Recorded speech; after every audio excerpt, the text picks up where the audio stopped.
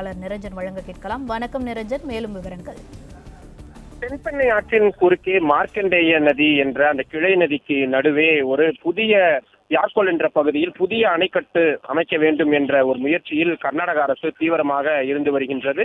இது தொடர்பாக தமிழ்நாட்டிற்கும் கர்நாடகாவுக்கும் இடையே சட்ட போராட்டம் என்பது ஒரு பக்கம் நடந்து வருகிறது. மேகதாது அணை விவகாரம் எந்த அளவிற்கு முக்கியமானதோ கிட்டத்தட்ட அதற்கும் சற்றும் குறைவில்லாத முக்கியத்துவம் வாய்ந்ததுதான் இந்த தென்பெண்ணையாறு விவகாரம்.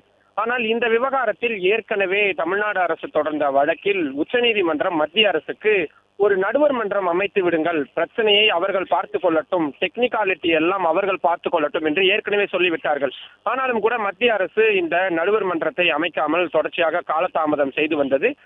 2-3 முறை மத்திய அரசுக்கு உச்சநீதிமன்றம் கால அவகாசம் என்பதையும் கொடுத்திருந்தார்கள்.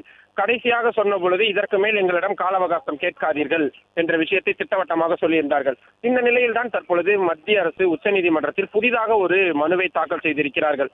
அதில் ஏற்கனவே மகதாயி நதிநீர் தீர்ப்பாயம் என்பது செயல்படாமல் சும்மாதான் இருக்கின்றார்கள். எனவே இந்த தென்பெண்ணையாறு விவகாரத்தை அவர்களிடம் அப்படியே ஒப்படைத்து விடலாம்.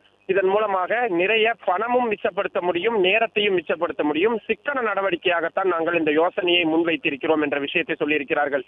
மற்றபடி முழுமையாக வேறு ஒரு அமைப்பாகத்தான் இந்த மகதாயி நதிநீர் ஆணையம் என்பது தென்பெண்ணை ஆற்று விவகாரத்தை கையாளும். 2 மாநிலங்களுக்குள் இருக்கக்கூடிய பிரச்சனைகளை சரி செய்யக்கூடிய வேலைகளில் தான் அவர்கள் இறங்குவார்கள்.